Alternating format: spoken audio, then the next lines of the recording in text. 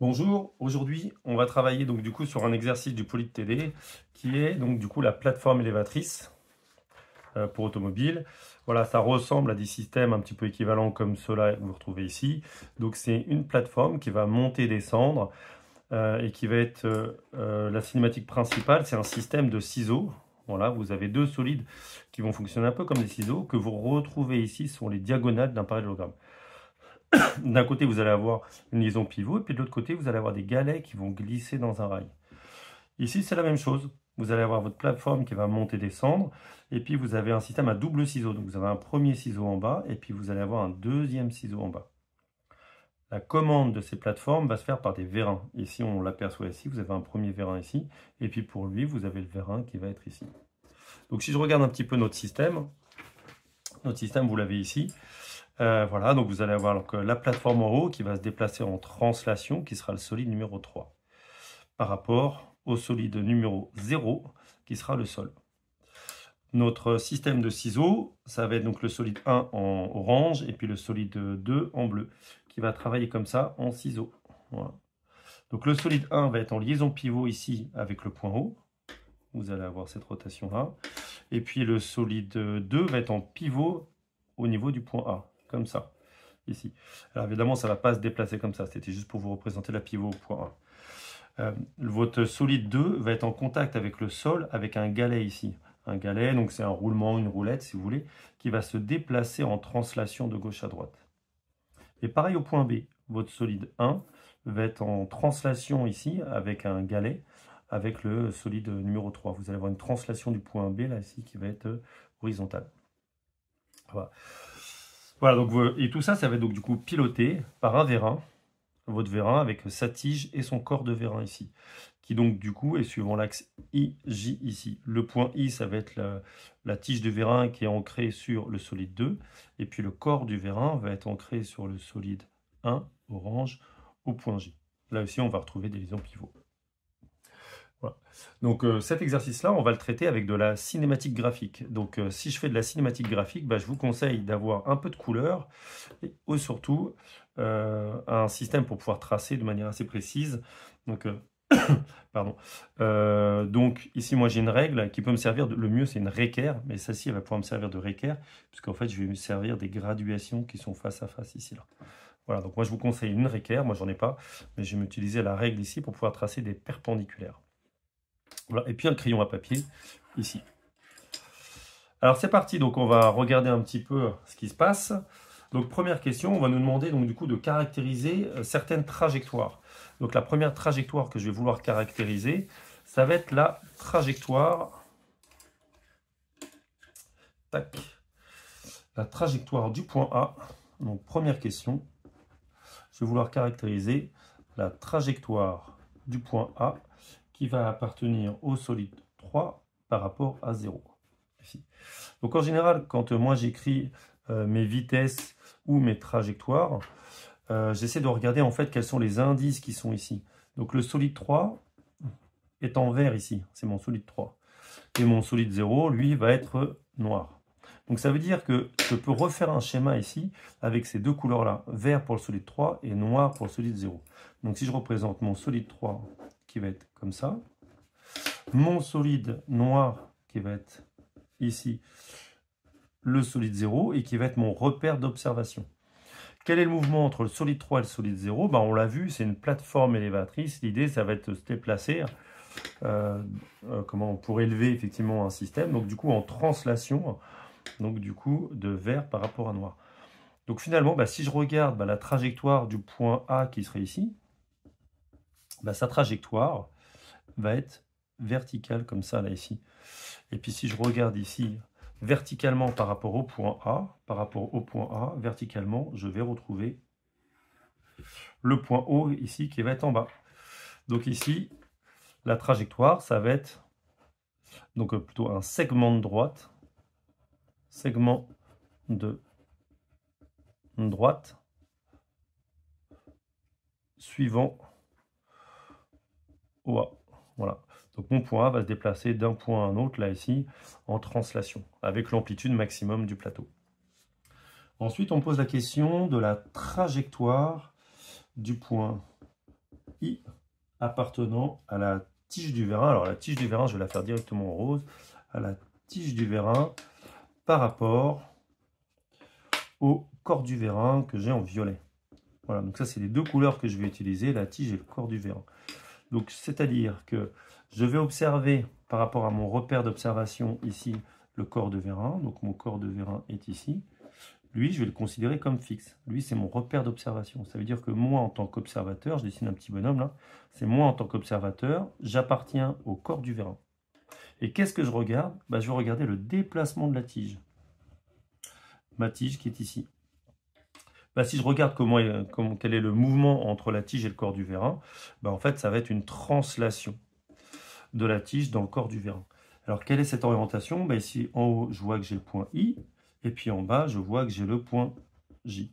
Donc, finalement, la trajectoire de I qui appartient à la tige par rapport au corps du vérin, ça va être un déplacement ici, suivant cet axe IJ.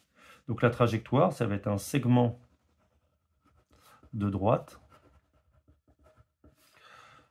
suivant IJ. Voilà, je vais avoir un déplacement suivant cette direction-là.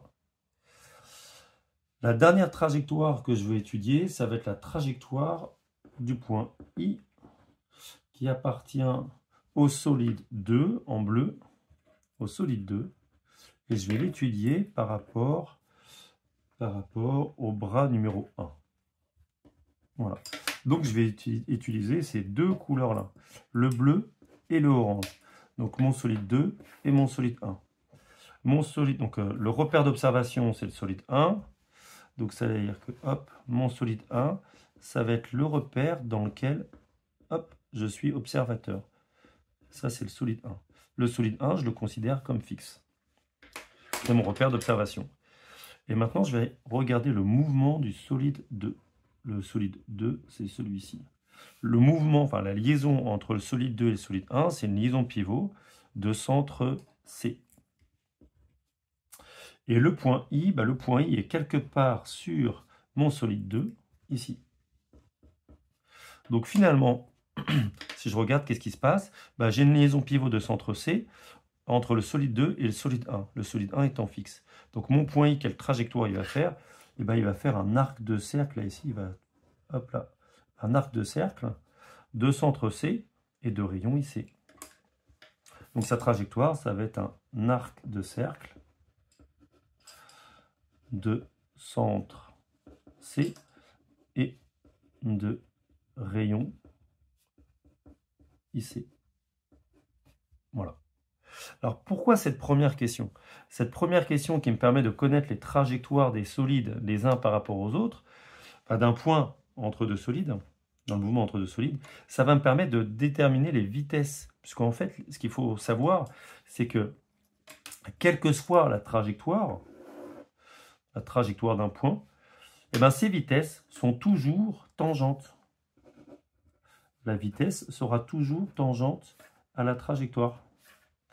Ça veut dire quoi? Ça veut dire que si je connais la trajectoire, je connais la direction de la vitesse. C'est ça mon objectif. Donc par exemple ici, quand j'ai un arc de cercle, la tangente, je vais la voir comme ça, perpendiculairement à mon rayon. Donc ça va être la vitesse de déplacement de I de 2 par rapport à 1. Donc la vitesse de I de 2 par rapport à 1 aura pour direction cette droite-là, dans un sens ou dans un autre. Quand je suis en translation, la vitesse de I appartenant à la tige par rapport au corps du vérin, cette vitesse-là, aura pour direction soit vers le haut, soit vers le bas dans la direction de IJ. Et pareil ici pour la translation. Donc voilà, donc cette première question va me permettre par la suite de connaître les directions de certaines vitesses. C'est ça l'objectif. Alors, question 2. Hop, je vais changer de feuille. Question numéro 2. On va me demander de déterminer le centre instantané. Donc, déterminer le CIR de 2 par rapport à 0. CIR, c'est centre instantané de rotation. Le centre instantané de rotation, c'est le point autour duquel je tourne. Donc typiquement, quand vous avez une rotation, vous avez un centre, O par exemple, ça c'est un point fixe.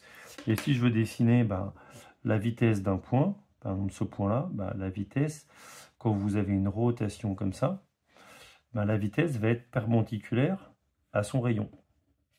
Si j'en dessine une autre, ici par exemple, boum, de ce point-là, la vitesse sera perpendiculaire elle aussi à son rayon. Voilà. Donc les vitesses sont perpendiculaires à leur rayon. Et donc, si je connais les vitesses, en traçant les perpendiculaires, je vais retrouver le centre de rotation. Donc c'est ce qu'on va faire. Donc pour pouvoir déterminer le centre de rotation, il me suffit de connaître deux vitesses. Donc je cherche deux vitesses de 2 par rapport à 0. Donc par exemple, la vitesse de quelque chose appartenant à 2 par rapport à 0, une autre vitesse de quelque chose d'un certain point de 2 par rapport à 0. Voilà, il faut que je trouve les directions de deux vitesses appartenant à 2 par rapport à 0.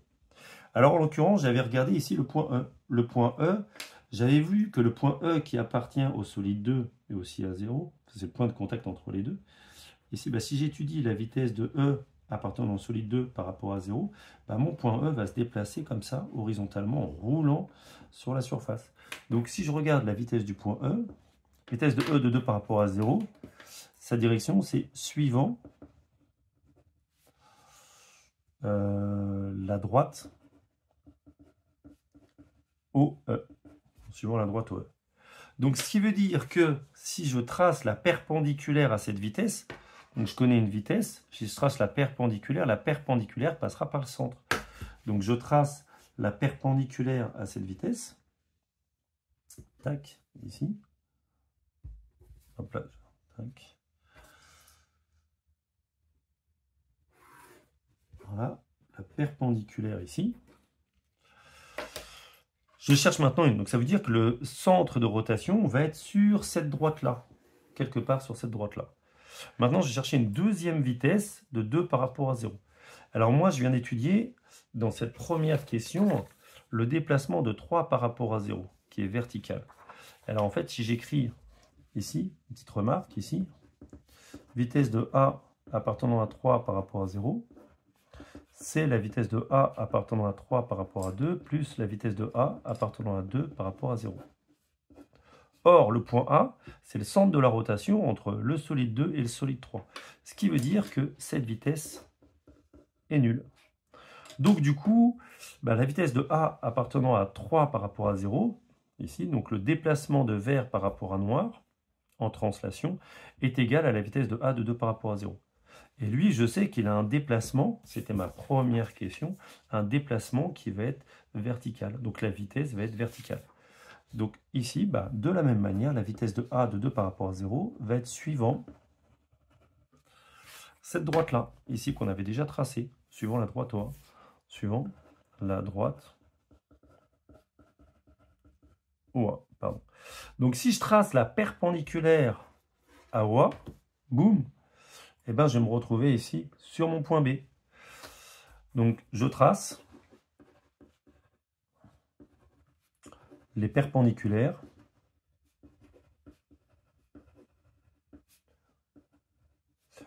à ces deux vitesses.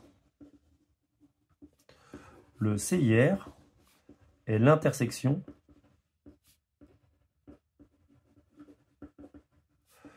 des perpendiculaires aux vitesses. J'en déduis que mon centre de rotation, je l'appelle I, de 2 par rapport à 0, I comme instantané, ça va être le point B.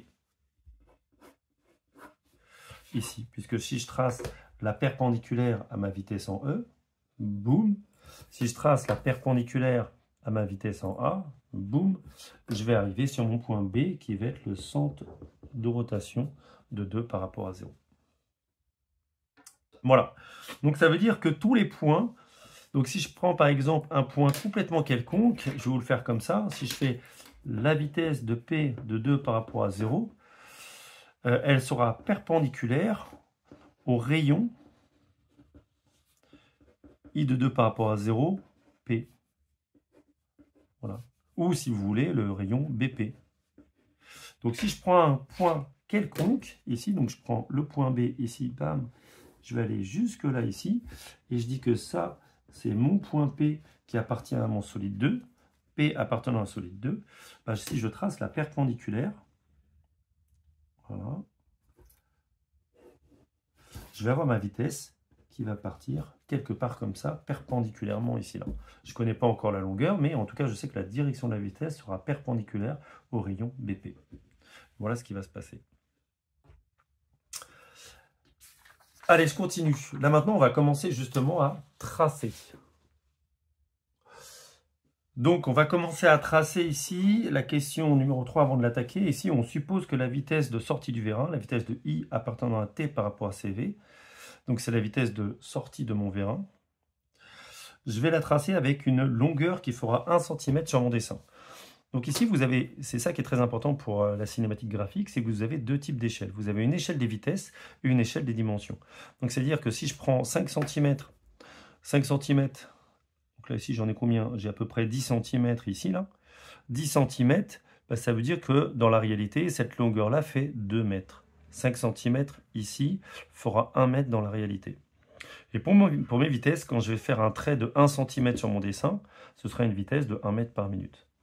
Donc là, on me demande de faire un trait de 1 cm pour la sortie de mon vérin. Donc je vais le tracer là ici. Je vais la tracer de quelle couleur? Je vais la tracer en rose, tiens, avec la sortie là ici. Je vais faire un trait de 1 cm. Alors attention, 1 cm, c'est pas grand, ici sur mon dessin. Donc il faut être assez précis. Je vais faire à peu près au centre. Hop, voilà. Tac. Donc là, je vais tracer ma vitesse ici. Et donc ça va être la vitesse du point I appartenant à la tige par rapport au corps du vérin. C'est la vitesse de sortie de la tige par rapport au corps du vérin. C'est la vitesse à laquelle mon vérin est en train de se déployer. La longueur fait 1 cm sur mon dessin, donc ça veut dire que j'ai une vitesse dans la réalité de 1 mètre par minute. La question maintenant, et ce que je vais essayer de tracer, bah, c'est quand mon vérin sort de 1 mètre par minute ici, quelle est la vitesse de déplacement de mon solide vert ici? Donc là, je vais essayer de trouver l'intensité ici de la vitesse de sortie qui va être globalement la vitesse, moi je vais le chercher en point A de 3 par rapport à 0. Je vais essayer d'aller chercher cette vitesse de sortie ici par rapport à cette vitesse-là. Voilà, c'est ça mon objectif. Alors la question numéro 3, donc là vous allez avoir un cheminement pour y arriver. La question numéro 3, c'est d'écrire la vitesse de I appartenant à 2 par rapport à 1 et de la décomposer en insérant entre ces deux solides, en insérant la tige et le corps du vérin. Donc pour y arriver, en fait vous avez deux possibilités. Soit vous commencez par mettre d'abord la tige, vitesse de I appartenant à 2 par rapport à la tige, c'est la composition de vitesse, plus la vitesse de I appartenant donc du coup maintenant à la tige par rapport, je passe au corps du vérin, plus la vitesse en I du corps du vérin par rapport à mon solide 1. Voilà, donc là j'ai fait mes décompositions en passant d'un solide à un autre. Donc là ici je vois bien que pour aller de 2 jusqu'à 1, c'était ce que je voulais faire. J'ai rajouté des solides intermédiaires, donc j'ai rajouté ici d'abord la tige, puis le corps du vérin. Voilà, j'ai fait une première décomposition. Mais j'aurais pu faire l'inverse. J'aurais pu commencer par mettre le corps du vérin et ensuite la tige. Donc, vitesse de I appartenant à 2 par rapport au corps du vérin, plus vitesse de I appartenant au corps du vérin, par rapport à la tige, plus vitesse de I appartenant à la tige par rapport au solide 1. Voilà, c'est l'autre décomposition possible en rajoutant ces deux solides. Donc, je vais bien du solide 2 jusqu'au solide 1, 2 par rapport à 1, comme lui tout à l'heure. Mais j'ai commencé par mettre d'abord le corps du vérin et ensuite la tige. Voilà. Donc là, soit je mets la tige puis le corps du vérin, soit je commence par mettre le corps du vérin puis la tige dans ma décomposition. Alors en fait, on va se rendre compte qu'il y en a un qui est plus intelligent que l'autre, et l'autre, un des deux, je ne saurais pas quoi faire avec. En fait, si je regarde par exemple cette vitesse ici, par exemple, vitesse de I de 2 par rapport à CV. La vitesse du point I appartenant au solide 2, c'est bleu, ok. Et le mouvement de 2 par rapport au corps du vérin, le mouvement de bleu par rapport à violet, ah bah ça j'en ai aucune idée. J'ai aucune liaison entre ces deux solides. Donc cette vitesse-là, pour moi, ça va être très difficile de la décrire. Alors que si je passe ici le mouvement de 2 par rapport à la tige, de 2 par rapport à la tige, bah c'est une pivot de centre I. Ah tiens, pivot de centre I, bah justement, I étant le centre de la pivot entre les deux, ça c'est une vitesse nulle.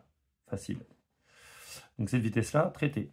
Maintenant, quel est le mouvement entre la tige et le corps du vérin? Entre la tige et le corps du vérin, bah, je sais que c'est une translation de direction IJ. C'est ce que j'ai vu tout à l'heure. Le mouvement entre le corps du vérin et le solide 1, corps du vérin solide 1, bah, c'est une liaison pivot de centre J. Donc ça, je sais caractériser ces deux mouvements. Donc cette vitesse-là, cette décomposition, pardon, je ne vais pas la garder parce que je vais être incapable de caractériser le mouvement entre les solides. Voilà.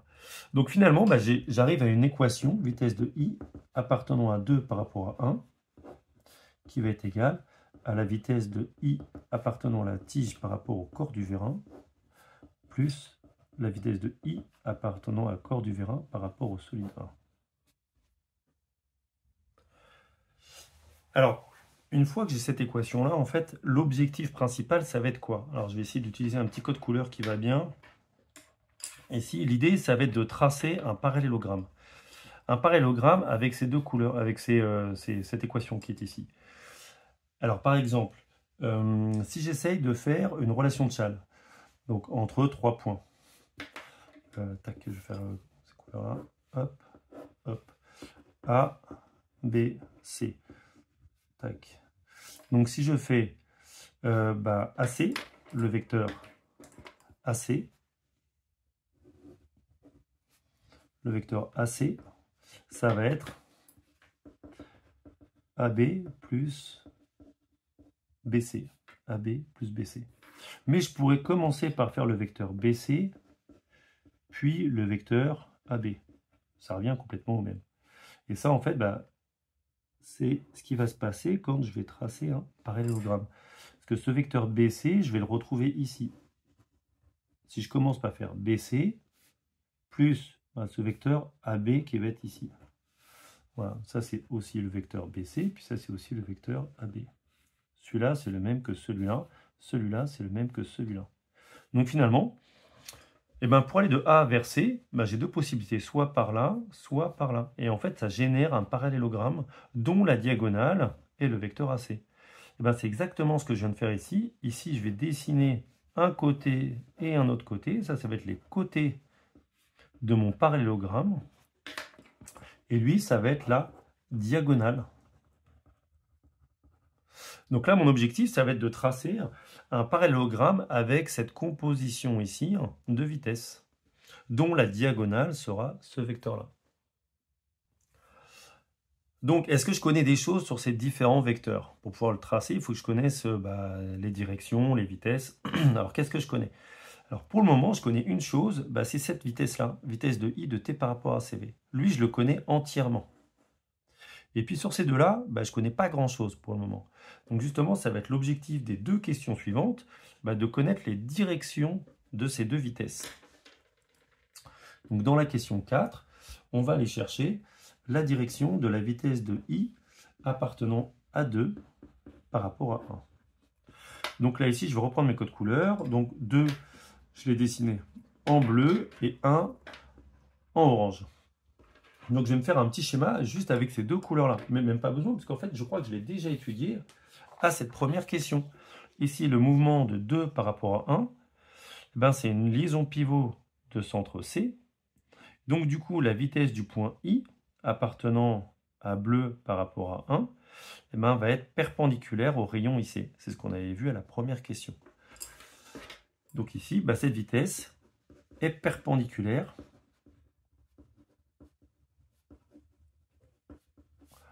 au rayon IC. Alors je vais le tracer tout de suite. Donc là, hop, avec ma équerre, je vais tracer la perpendiculaire à IC. J'ai mon point I qui est là, mon point C qui est là. Tac. Donc là, je vais me faire le rayon qui va bien. Le rayon IC. Tac. Et là, je vais tracer la perpendiculaire. Donc, hop, je vais prolonger un peu ce trait-là pour pouvoir faire une belle perpendiculaire. Tac, voilà. Ici. Donc là, ça va être là. Hop. Je fais un trait de construction qui est relativement fin. Et là, je vais noter dessus. Ça va être la droite qui va porter la vitesse de I de 2 par rapport à 1. La vitesse sera sur cette droite-là. Et ce sera la diagonale. Ma question 5, justement, ça va être d'étudier maintenant la vitesse de I appartenant au corps du vérin par rapport à 1. Quelle est la direction de cette vitesse? Le corps du vérin, je l'ai en violet. Et mon solide 1, je l'ai en orange. Donc je vais utiliser donc, ces deux couleurs-là. Mon repère d'observation, c'est le solide 1. Ici. Tac, donc ça. Mon solide 1. Ça va être mon repère d'observation. Donc moi, je suis le petit bonhomme ici, qui est lié complètement au solide 1. Et là, je vais avoir le corps du vérin. Le corps du vérin est ancré ici au point J et va se déplacer comme ça. Ça, c'est mon corps de vérin. Sauf que moi, je suis en train d'étudier mon point I. Et mon point I, il est au bout de la tige du vérin. Mon point I est au bout ici. Mon point I est au bout de la tige du vérin. Voilà. Alors mince, c'est compliqué parce qu'on m'a dit il faut utiliser le crayon violet et le crayon orange. Mais le rose, non, ça ne fait pas partie des couleurs. Et oui, parce qu'en fait ici, le point I, est-ce qu'il appartient physiquement au corps du vérin? Non, il n'appartient pas au corps du vérin. En fait, je vais faire ce qu'on appelle une prolongation fictive. Je vais dire que le point I appartient au corps du vérin. Donc je vais prolonger le corps du vérin, comme ça, jusqu'au point I. Donc là, il n'est plus du tout question de la tige. Donc là, vous avez le corps du vérin qui va jusqu'au point I, ici. Ça s'appelle une prolongation fictive. Et donc du coup, quel est le mouvement du corps du vérin par rapport au solide 1? C'est une liaison pivot de centre J. Du coup, quelle est la trajectoire de mon point I appartenant au corps du vérin? Ça va être un arc de cercle. Sa trajectoire, ça va être un arc de cercle de centre J et de rayon IJ. Du coup, la direction de ma vitesse, elle va être tangente à la trajectoire ou, si vous voulez, perpendiculaire à mon rayon IJ. Donc ma vitesse va être suivante, donc vitesse de I est perpendiculaire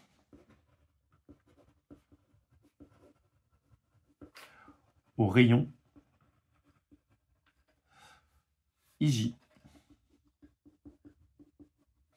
Voilà. Et ça, je vais le tracer aussi sur mon schéma. Donc mon rayon IJ est ici. Je vais tracer la perpendiculaire. Hop là. Tac. Passant par I, bien sûr. Donc pareil, c'est un trait de construction, donc je le fais relativement légèrement. Donc ça, c'est la perpendiculaire à IJ. Et ça va être la droite qui va porter la vitesse de I appartenant à 2 par rapport à 1. Voilà, donc maintenant, je connais dans mon système ici, dans mon parallélogramme, je connais la direction de cette vitesse-là, je connais entièrement cette vitesse-là, et je connais la direction de cette vitesse-là. Et bien, avec ces informations-là, je vais pouvoir tracer entièrement le parallélogramme, comme ici, lié à cette composition de vitesse. Donc, ça va être ma question numéro 4. Hop, je me garde ça pas loin, là, ici. Dans ma question numéro 4, on va tracer le parallélogramme.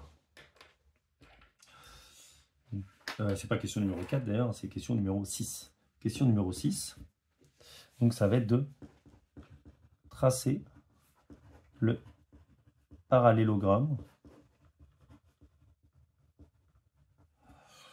qui correspond à cette composition des vitesses ici là. Alors qu'est-ce que j'ai comme information? Donc je vais avoir une vitesse qui est entièrement connue. Je vais vous le faire tracer à part dans un premier temps. Donc j'ai une vitesse qui est entièrement connue, qui est la vitesse de I de la tige par rapport au corps du vérin. Ça est entièrement connu. Ensuite, je connais quoi? Je connais la perpendiculaire, ici, tac, au rayon IJ, qui va être comme ça. tac.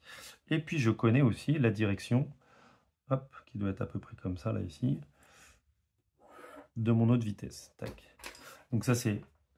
Alors je vais essayer de tracer, donc du coup, vitesse de i appartenant à 2 par rapport à 1, qui est égal à vitesse de i appartenant à t par rapport à CV, la vitesse de sortie du vérin, plus vitesse de i appartenant à CV par rapport à 1.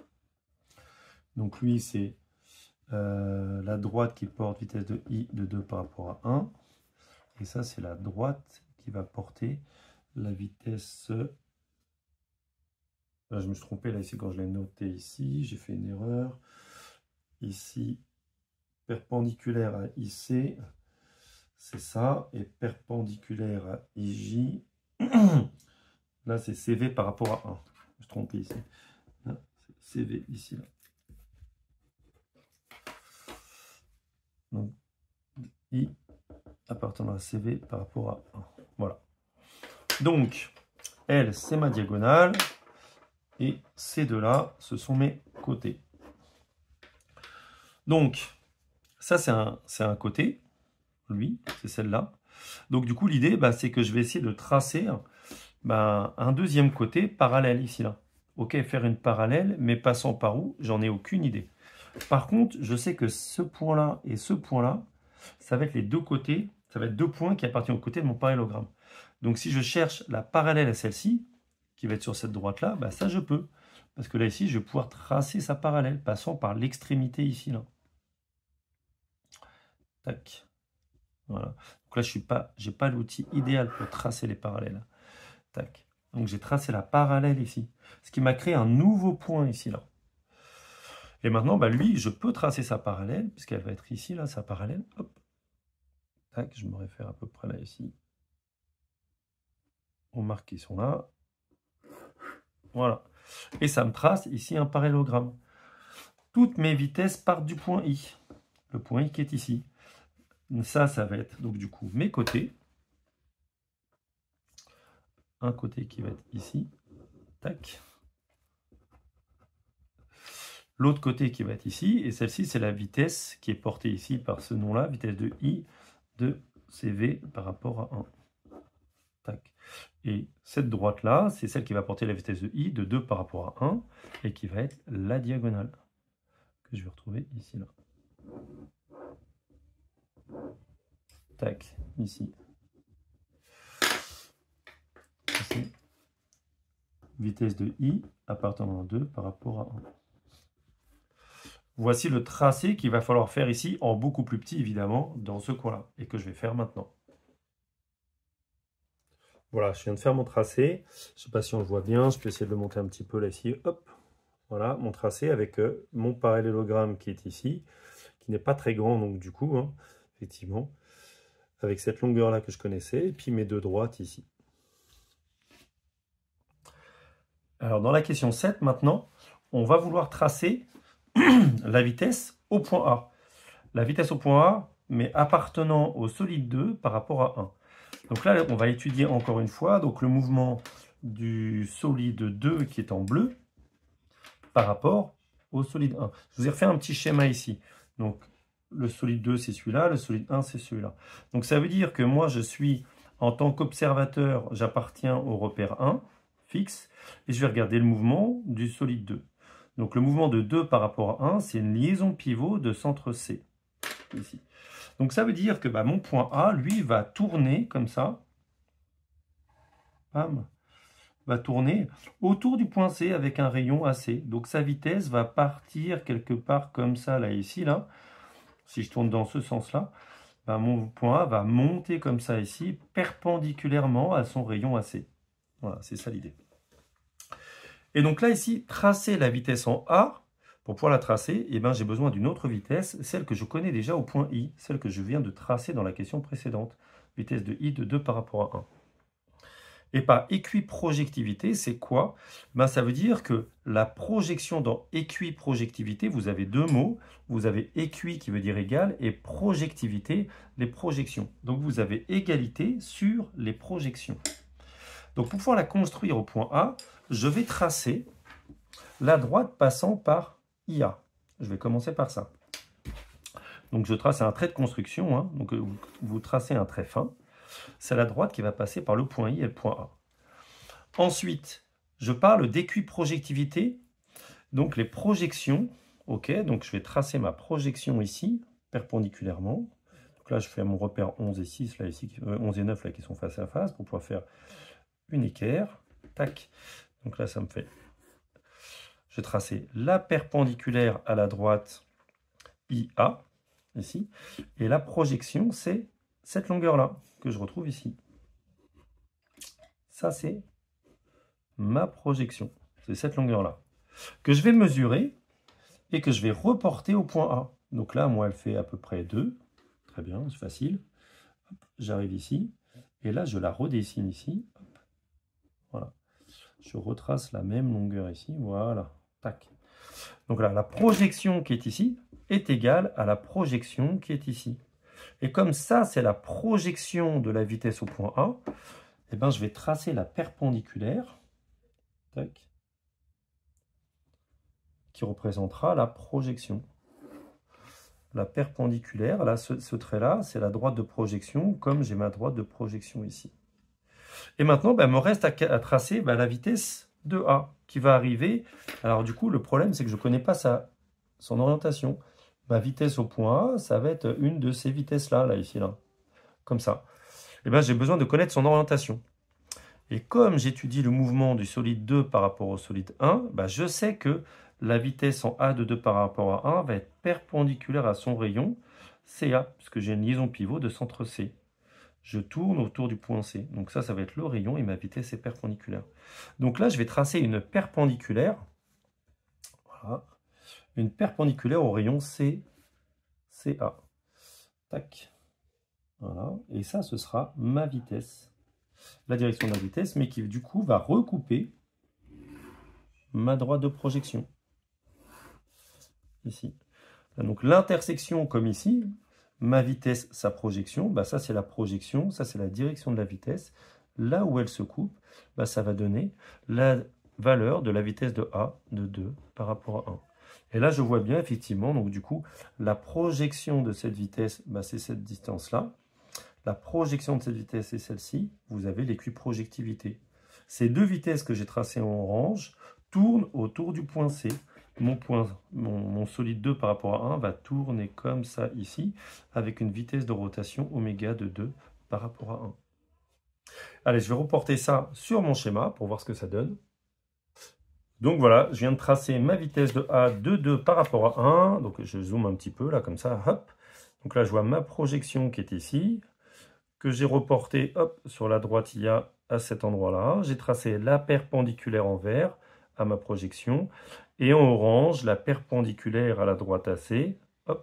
L'intersection de ces deux perpendiculaires va me donner la vitesse de A de 2 par rapport à 1. Dans la question 8, on va refaire une décomposition ici, puisque en fait, moi, ce que je cherche, c'est la vitesse de déplacement du plateau supérieur ici. Donc ici, ce que je vais regarder, c'est que je vais faire une décomposition de la vitesse de A de 2 par rapport à 0, en mettant entre 2 et 0 le solide 1. Ce qui va me donner la vitesse de A de 2 par rapport à 1, plus la vitesse de A de 1 par rapport à 0. Je vais me retrouver avec une nouvelle composition de vitesses, avec pour lesquelles cette vitesse-là sera la diagonale, comme tout à l'heure. Et puis ici, ces deux vitesses-là seront les côtés. Un premier côté et un deuxième côté. Et je vais devoir tracer un parallélogramme. Pour tracer ce parallélogramme, il faut que je connaisse une vitesse de manière complète, ce qui est le cas, cette vitesse-là toujours, qui va être un des côtés de mon parallélogramme. Alors c'est dommage, je l'ai dessiné en orange. Et moi je dis que c'est un côté, donc il est censé être en bleu. C'est pas grave. Donc cette vitesse-là qui va être un côté de mon parallélogramme. Et puis il va falloir que je trace, que j'ai des informations, au moins les directions de cette vitesse-là et de cette vitesse-là. Ça va être justement les deux questions suivantes. Ça va être de déterminer la direction de cette première vitesse, vitesse de A de 2 par rapport à 0. Et ça, on l'a déjà travaillé à la question numéro 2. À la question numéro 2, souvenez-vous, on avait parlé du CIR, centre instantané de rotation, du solide 2 par rapport à 0. Et on avait déterminé que ce CIR était le point B. Donc ça veut dire que le solide 2 par rapport à 0, tourne autour du point B. Donc ça veut dire qu'ici, bah, cette vitesse-là, bah, ça va être une vitesse liée à une rotation de centre B. Donc la vitesse étant perpendiculaire à son rayon, le solide 2, là ici, dans son mouvement en bleu, là ici, le solide 2, dans son mouvement par rapport à 0, se déplace comme ça, là ici, il est en train de tourner autour du point B. Donc ça veut dire que ma vitesse ici, du point A, elle va être suivant la perpendiculaire au rayon AB. Et donc maintenant, je vais faire la question 10. Et dans la question 10, je vais aller chercher la direction de la vitesse, la dernière là ici, la vitesse du point A appartenant au solide 1 et par rapport à 0. Oh, pardon, par rapport à 0. Donc là, il faut que je regarde quel est le mouvement du solide 1 par rapport à 0. Donc le solide 1 est en orange sur mon schéma, mon solide 0 est en noir. Donc là, je vais me faire le petit schéma qui va bien. Donc le repère d'observation, c'est le repère 0. Voilà, repère 0. Moi, petit bonhomme, je suis dans le repère d'observation. Et j'ai mon solide 1, ici, qui est en liaison pivot, ici, de centre O, à cet endroit-là.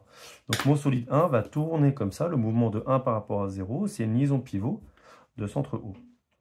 Le problème, c'est que je suis en train d'étudier mon point A. Mon point A, il est où? Ben, il est verticalement, là, ici, au point O, quelque part comme ça, ici.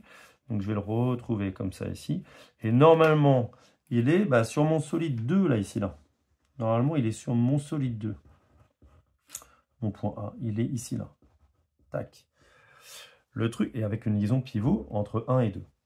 Le truc, c'est que pour l'étude de ma vitesse, de cette vitesse-là, je n'ai le droit qu'à ces deux couleurs-là. J'étudie le mouvement de 1 par rapport à 0. Donc de orange par rapport à noir. Et je dis quoi? Je dis que A, la virgule, ça dit appartient. A appartient au solide 1. Ok, et ben je respecte le code. On me dit que A appartient au solide 1. Donc là, c'est plus le solide E2, c'est le solide 1 qui va jusqu'au point A.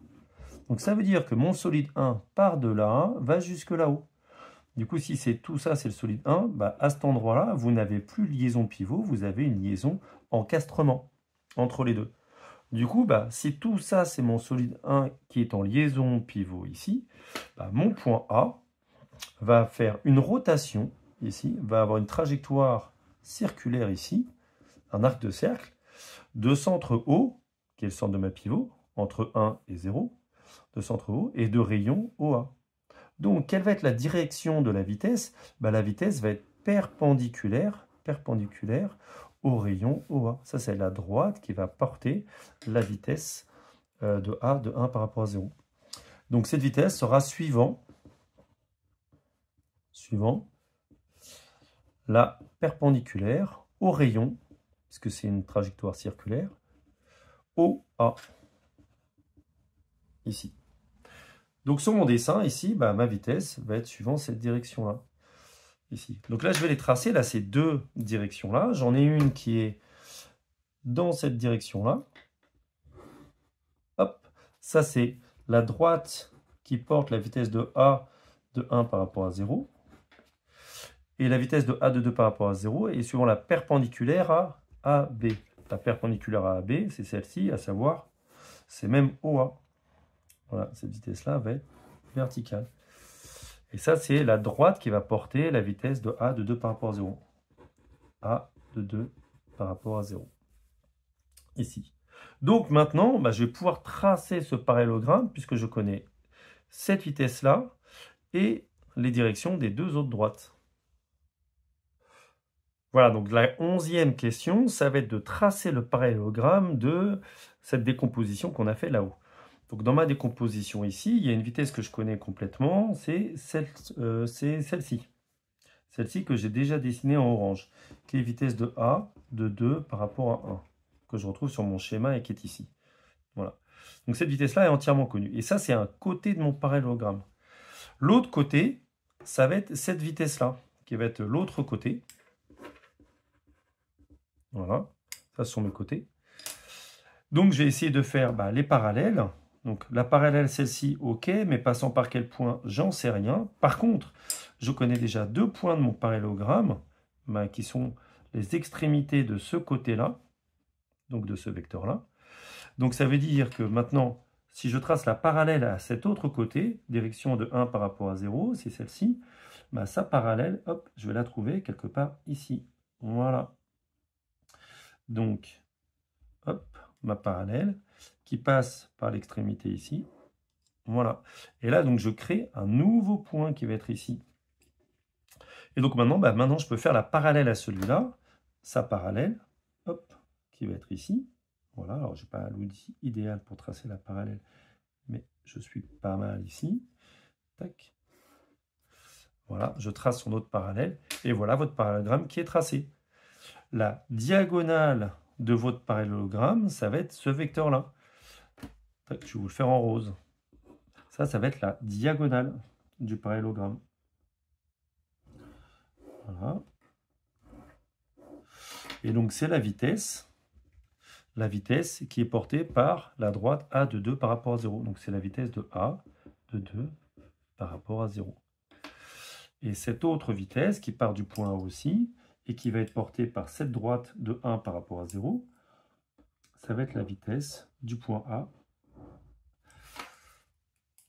C'est l'autre vitesse ici, l'autre côté de mon parallélogramme, vitesse de A appartenant à 1 par rapport à 0. Maintenant, je vais aller les tracer ici.